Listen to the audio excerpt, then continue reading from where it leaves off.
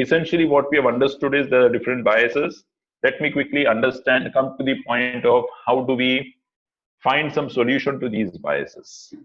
Okay, so we have understood what system 1 is, system 2 is, how do we take decisions, how does our mind work, why do biases come because of the conflict between system 1 and system 2, and how 3 examples we have seen as far as investment biases are concerned.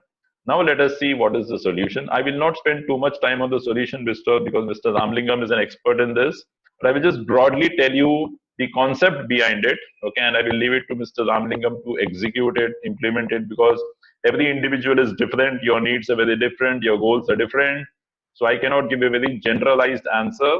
So the best thing is you can always get in touch with Mr. Ramlingam, who is a certified planner, who can analyze your needs, sit one-on-one with you, discuss your goals, and then give you the right medicine. Okay, I cannot give a general medicine, but I will just give you concept behind it, right? So what is the solution? The simple solution to avoid majority of these biases is one, goal-based planning. All of us have different goals in our life. So Mr. Ramlingam is an expert in this field.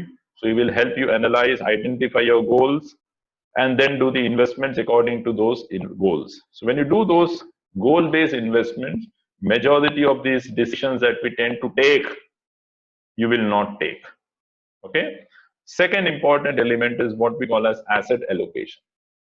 Asset allocation is nothing but investing in different asset classes. So you don't put all the eggs in one basket, as simple as that. Okay. So this is what asset allocation is. Okay. You have rice, you have sambar, you have rasam, you have poriyal, you have papad. Okay. Then you have sweet dish. So you got everything, proteins, carbohydrate, fat, sugar, everything is given so that you get a nice balanced diet. Okay, similarly, your portfolio should be also balanced. And for that balanced portfolio, you should have investments in different asset classes. Okay, so just to sort of leave you with some thought, equity is important, yes. Majority of investors come to equities, yes. But the fact also remains that when you look at asset allocation, you also need to have debt in your portfolio. You should also have gold in your portfolio. At least these 3 asset classes you can have. And all of these are available in the form of mutual funds. Just to give you one perspective, a lot of people feel debt means less earnings, less income. Asset allocation, the main objective of asset allocation is to minimize your risk, to diversify your risk. Okay, but let me also tell you that if you look at this graph, even debt has given very good returns. Okay, this is the data of the last 25 years. This is the index returns, okay, of equity versus debt.